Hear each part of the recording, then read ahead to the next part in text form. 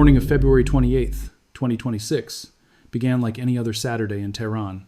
It was the start of the Iranian work week, falling in the sacred month of Ramadan, a time of prayer and reflection. But at 9:27 in the morning, the silence of the city was shattered by a sound that the world had feared for nearly half a century. In a series of blinding flashes and earth-shaking concussions, the geopolitical architecture of the Middle East was rewritten in a matter of seconds. This was not a proxy skirmish or a shadow operation conducted in the dark of night. This was a massive, high-precision daytime assault, a joint military operation between the United States and Israel that aimed directly for the jugular of the Islamic Republic. As smoke began to billow over the capital, the world scrambled to understand the scale of the devastation. Shortly after the initial blasts, information began to filter through from high-level sources in Tel Aviv and Washington. The reports were seismic. Ayatollah Ali Khamenei, the supreme leader who had ruled Iran with an iron fist since 1989, was dead. This was the moment that 7 previous American presidents had avoided, fearing the chaotic consequences of a power vacuum in one of the most volatile regions on Earth. However, on this morning, the calculation changed. The supreme leader, a man who had survived decades of international pressure and internal unrest, was reportedly killed when Israeli munitions tore through his fortified compound in downtown Tehran. The confirmation came in waves. First, it was the digital announcement from President Donald Trump on Truth Social, characterizing the supreme leader as one of the most evil figures in history and declaring that justice had finally been served. Then, it was Israeli Prime Minister Benjamin Netanyahu appearing on national television to state that the tyrant who had spent 35 years plotting the annihilation of Israel was no longer among the living. Israeli intelligence officials subsequently confirmed they had photographic evidence of the supreme leader's body recovered from the smoldering ruins of his residence. This was a surgical decapitation strike, planned with such meticulous precision that it targeted not only Khamenei, but much of the regime's senior command structure simultaneously. The gravity of this event cannot be overstated. Ali Khamenei was not merely a figurehead, he was the superglue that held a complex and often fractured system together. He held absolute authority over the judiciary, the state media, and the most powerful military force in the country, the Islamic Revolutionary Guard Corps. For 36 years, his word was final. Now, with his death, the Islamic Republic faces an existential crisis without a clear path for succession. The Assembly of Experts, the body of clerics responsible for choosing a new leader, found themselves unable to even convene as airstrikes continued to rain down on 500 targets across western and central Iran. The operation, dubbed Epic Fury by the Pentagon and Roaring Lion by the Israeli Defense Forces, utilized a staggering array of military power. 200 Israeli fighter jets participated in the largest military flyover in the history of the Israeli Air Force. While Israel focused on the leadership targets, the United States military provided the heavy lifting, launching Tomahawk cruise missiles and deploying B-2 Spirit stealth bombers to neutralize Iran's strategic defenses. The goal was simple yet terrifying: to paralyze the regime's ability to respond before it could even realize the war had begun. From the surface, it appeared to be a total success. But as the first reports of casualties began to mount, the world waited with bated breath to see if this was the end of a regime or the beginning of a total collapse that would engulf the entire globe. The military scope of the engagement was unprecedented, with the United States military conducting 900 strikes within just 12 hours during Operation Epic Fury. At the same time, the Israeli Air Force launched 200 fighter jets, the largest formation in its history, to hammer 500 targets across the Iranian landscape. This mission was far more than a simple attempt to disable hardware. It was an explicit decapitation strike aimed at neutralizing the entire upper echelon of the Islamic Republic's command structure. While the primary target, Ayatollah Khamenei, was being located in the smoldering rubble of his compound, other high-ranking officials were falling in rapid succession. Among the confirmed dead were the commander of the Revolutionary Guard, Mohammad Pakpour, and Defense Minister Aziz Nasir Zad. This initial blow was so devastating because it was strategically timed. While many expected a night operation, the attack was accelerated into a bold daytime assault after a target of opportunity presented a gathering of the regime's top leadership. As the smoke rose over Tehran, the retaliation from Iran began with a ferocity that shook the foundations of the entire region. Tehran did not wait to lick its wounds.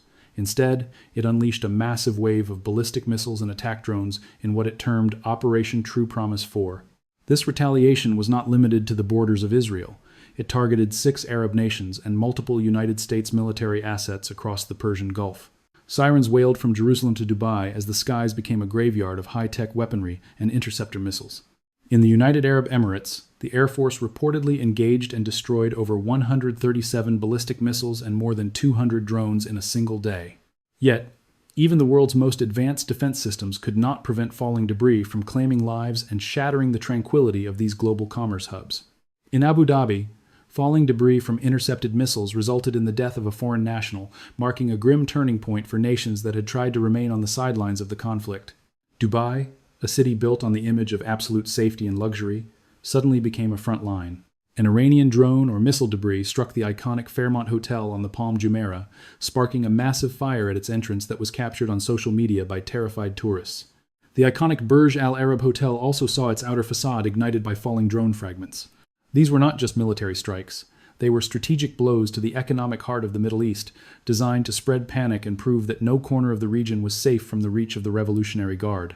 The scope of the Iranian response extended deep into Bahrain, where the headquarters of the United States Navy's Fifth Fleet was targeted by a direct missile attack. Smoke was seen rising near the base as explosions rattled nearby residential districts, forcing the evacuation of terrified citizens. In Qatar, the Al Udeid Air Base, which serves as the forward headquarters for United States Central Command, faced a barrage of 65 missiles and 12 drones within the first 24 hours. While Qatari officials claim to have intercepted nearly all incoming threats, the persistent booms of the air defense systems served as a constant reminder that the diplomatic tracks in Geneva had been completely obliterated. The region was no longer on the brink of war. It was already submerged in a multinational conflict with unpredictable and potentially uncontrollable consequences. The technical execution of this campaign was the culmination of 15 years of obsessive intelligence gathering. At the heart of the Pentagon's planning was a single analyst from the Defense Threat Reduction Agency who spent 15 straight years studying one specific target: the Fordo Nuclear Enrichment Facility. This analyst knew every ventilation shaft and rock fracture of the facility, which was buried 80 to 100 meters into solid rock to be indestructible. To reach this subterranean cathedral of centrifuges, the United States deployed the GBU-57 Massive Ordnance Penetrator, a 30,000-pound bomb designed for this singular purpose. On the night of the strike, B-2 Spirit stealth bombers executed a 37-hour continuous flight from Missouri to Iran to deliver these munitions with surgical precision. The strategy was not just to hit the mountain, but to thread the bombs through the ventilation shafts to destroy the precision machinery inside. However, even the most advanced military hardware cannot solve a shell game played with nuclear material. 3 days before the American bombs arrived, satellite imagery captured 16 cargo trucks loading at Fordo. Senior Iranian officials later claimed that 400 kilograms of 60% enriched uranium had been removed before the facility was struck. This development has sparked a fierce analytical battle within the United States government. While President Trump announced that the nuclear program had been obliterated, a leaked preliminary assessment from the Defense Intelligence Agency suggested the strike might only set back Iran's nuclear clock by 3 to 6 months. The core question remains unanswered. Where is that 400 kilograms of uranium now? It could be in a tunnel network east of Isfahan, or on trucks moving to a location no satellite has identified. Beyond the nuclear sites of Fordo, Natanz, and Isfahan, the strike package also targeted the very tools of Iranian power projection. One guided missile submarine, the United States ship Georgia, launched 30 Tomahawk cruise missiles to finish what the bombers started. In total, more than 75 precision-guided weapons were delivered in less than 30 minutes. Yet, as the smoke clears, experts warn that this operation may have merely forced the Iranian nuclear program into smaller, more secretive pockets across the country's vast territory. The International Atomic Energy Agency, whose inspectors were expelled following the strikes, cannot verify the damage or the location of the missing stockpile. This lack of transparency creates a dangerous gray zone where the regime may be rebuilding even as it declares itself wounded. The legality of these actions continues to be a point of international friction. Without a mandate from the United Nations Security Council, the United States and Israel relied on the controversial doctrine of a preemptive strike.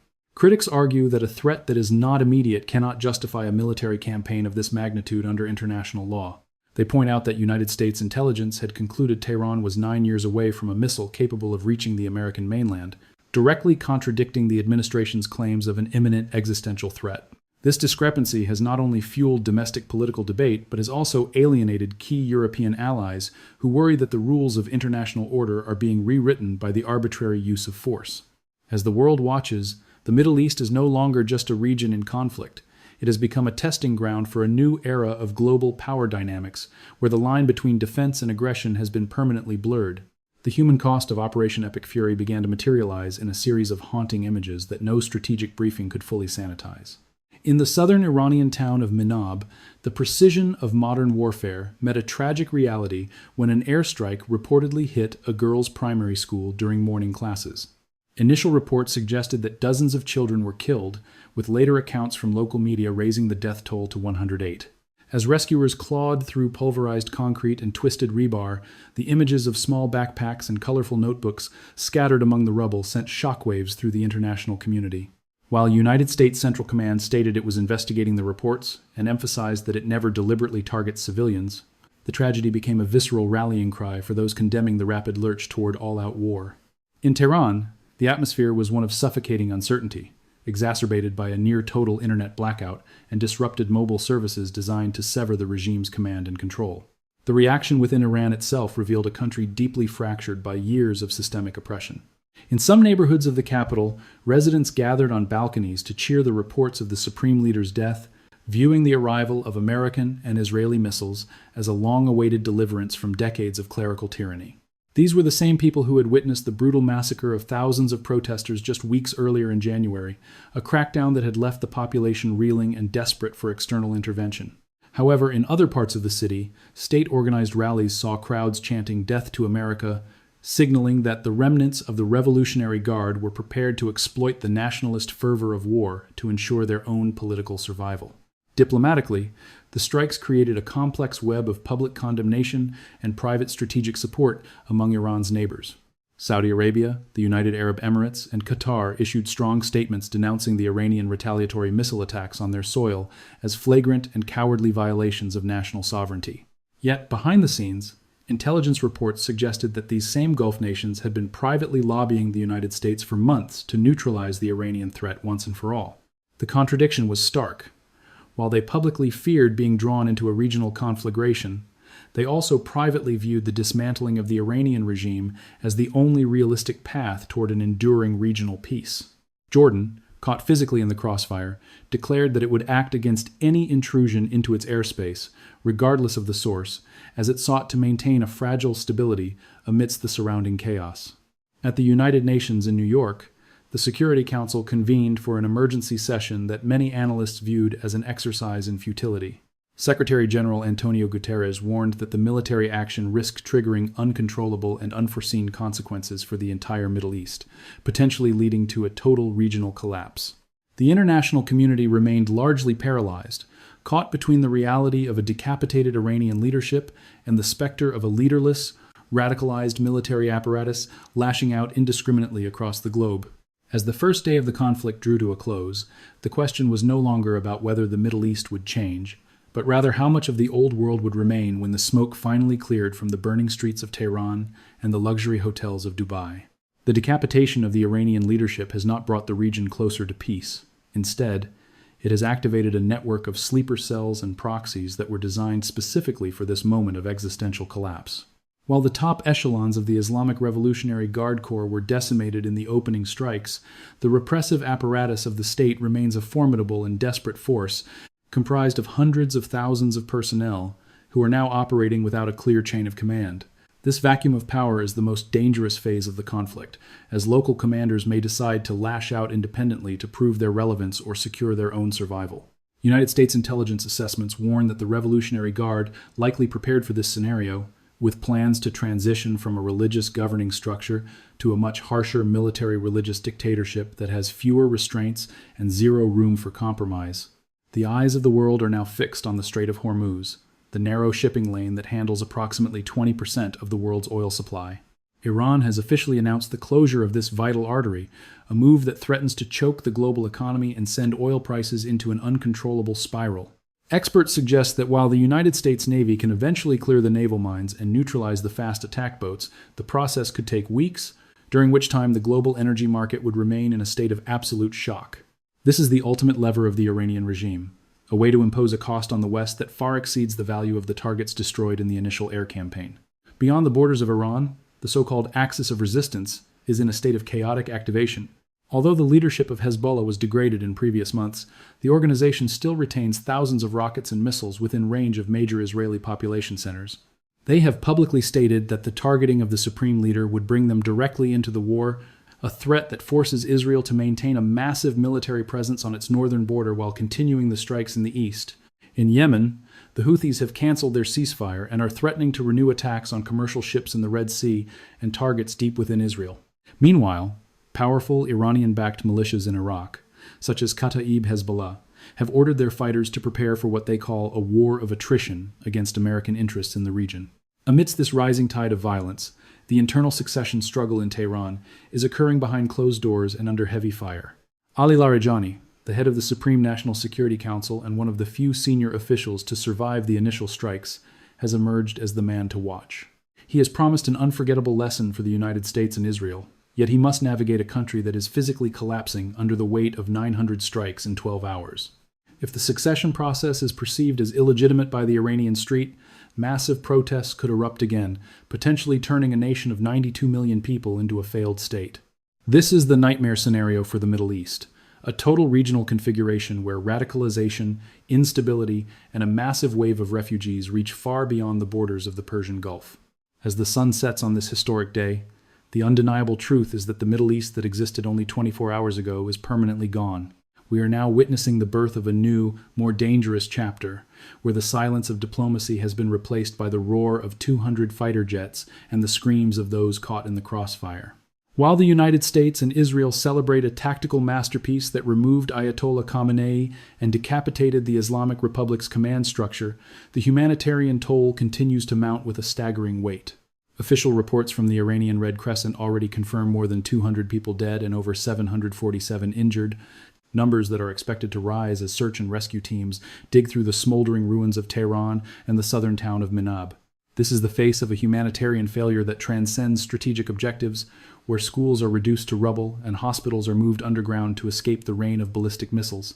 The strategic gamble taken by President Trump and Prime Minister Netanyahu is based on the belief that overwhelming force can break an opponent's will. General Jack Keane argues that this decapitation strategy, which previously crippled Hezbollah, is the only way to dismantle a regime that has spent 47 years lashing out at the world. There is a hope among military planners that once the superglue of Khamenei's leadership is removed, the entire system will come unstuck, paving the way for the Abraham Accords to stabilize the region with Saudi Arabia leading the pack. Yet, for every expert who sees a new era of peace, there is another who predicts a total regional configuration. The United Nations Secretary General has warned that these military actions risk triggering uncontrollable consequences, turning a nation of 92 million people into a failed state that would send shockwaves of radicalization and refugees to European shores. Inside the United States, the political fallout is just beginning to surface. While allies like Lindsey Graham see an opportunity to reshape the Middle East, critics within the president's own party, such as Thomas Massie, have denounced the strikes as an act of war unauthorized by Congress.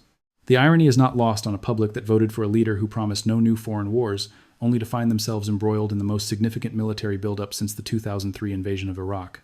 The risk to American lives is no longer theoretical.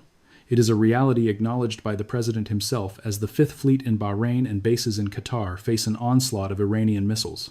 Ultimately, the success of Operation Epic Fury will not be measured by the number of targets destroyed today, but by what rises from the ashes tomorrow. Will the Iranian people seize this generational opportunity to reclaim their destiny, or will a more radicalized military dictatorship emerge from the ruins of the Revolutionary Guard? The Iranian leadership that survived, led by figures like Ali Larijani, has already promised a response that will burn the hearts of their enemies. As oil prices surge and the Strait of Hormuz remains a contested choke point, the world is left to wonder if we have reached the end of a terror regime or merely the beginning of its most desperate and dangerous phase. One thing is certain. The decision made in a secure room at Mar-a-Lago has set in motion a chain of events that will define the legacy of this administration and the future of global stability for generations to come.